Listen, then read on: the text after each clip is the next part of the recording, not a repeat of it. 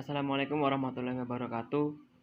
Perkenalkan, nama saya David Lintang Setiawan, NIM 250 dari kelas Ekonomi Syariah 3F. Di sini saya akan menjelaskan mengenai hasil observasi saya, yaitu tentang pemberdayaan ekonomi yang berupa kelompok usaha tani di desa saya, yaitu Desa Ngaringan. Untuk profil desa saya sendiri, Desa Ngaringan merupakan salah satu desa yang berada di Kecamatan Gandusari, Kabupaten Blitar, yang terletak pada ketinggian desa ini yaitu 380 meter di atas permukaan laut. Di sini termasuk dataran tinggi ya, jadi suasananya agak dingin dan mayoritas penduduknya bekerja sebagai petani. Secara administratif Desa Ngaringan terletak di wilayah Kecamatan Gandusari, Kabupaten Blitar. Batas-batas desa saya yaitu sebelah utara berbatasan langsung dengan Gunung Kelut, sebelah selatan yaitu berbatasan langsung dengan Desa Mbutun, sebelah barat berbatasan dengan Desa Gadungan, dan sebelah timur berbatasan dengan Desa Soso. Untuk profil desa saya dibagi menjadi 4 wilayah kerja atau 4 dusun. Yang pertama yaitu Dusun Ngaringan, yang kedua ada Dusun Bintang, yang ketiga ada Purwosari dan Gondoroso. Di sini di desa saya ada beberapa kelompok pemberdayaan masyarakat. Di sini saya tertarik untuk meneliti pemberdayaan yang berupa kelompok usaha tani yang diberi nama dengan kelompok usaha tani Karya Kapti 2. Sejarah berdirinya kelompok tani ini adalah berdiri pada tahun 2012 atas inisiatif dari para petani itu sendiri yang telah berkoordinasi dengan pemerintah daerah. Dikarenakan di wilayah saya ini mayoritas penduduknya bekerja sebagai petani, maka dipercaya atau dianggap sektor pertanian adalah sektor yang memegang peranan penting dalam perekonomian di desa saya, yaitu di Desa Ngaringan. Tujuan berdirinya kelompok Karya Kapti 2 ini adalah sebagai wadah untuk para petani di Desa Ngaringan agar dapat menyampaikan aspirasi mereka ataupun keluhan mereka.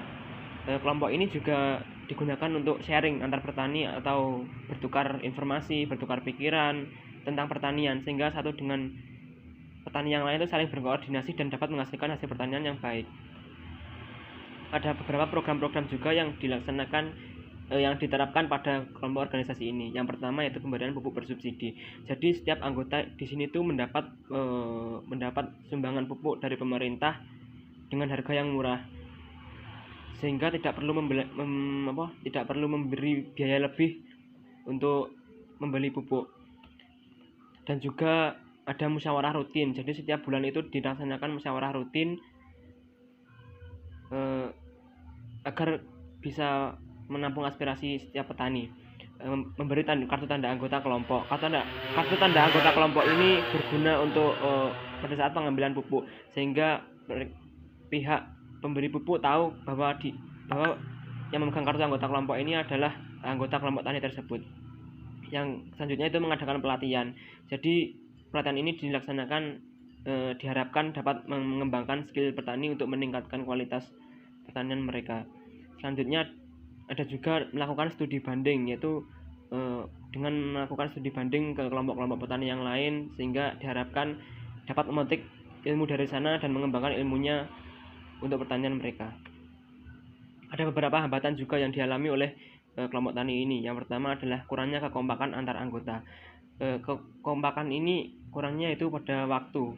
Setiap anggota itu punya jadwal yang berbeda-beda, sehingga untuk masalah musyawarah rutin ataupun koordinasi antara satu petani dengan satu yang lain itu sangat sulit karena waktu yang saling berbenturan tersebut.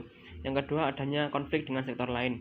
Nah, di desa saya kebetulan ada sektor pertanian itu ada konflik dengan sektor peternakan, di mana sektor peternakan tersebut membuang limbah peternakannya ke sungai, sehingga limbah tersebut mengalir ke area persawahan.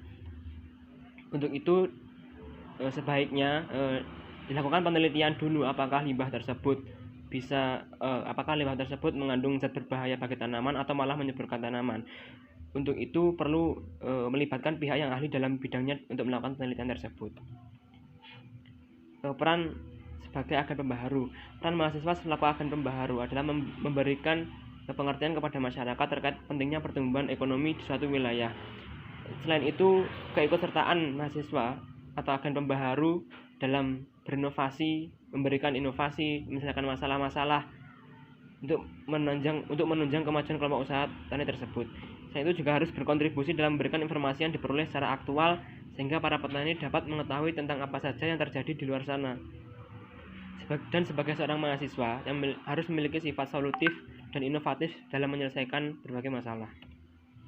Untuk harapannya, yaitu diharapkan untuk kedepannya semoga kelompok tani ini membawa dampak baik ke depannya dan dapat meningkatkan kesejahteraan masyarakat khususnya di sektor pertanian, karena sektor pertanian inilah yang menjadi mayoritas di desa saya, sehingga diharapkan sektor ini dapat membantu pertumbuhan ekonomi dan memberdayakan masyarakatnya melalui sektor pertanian ini.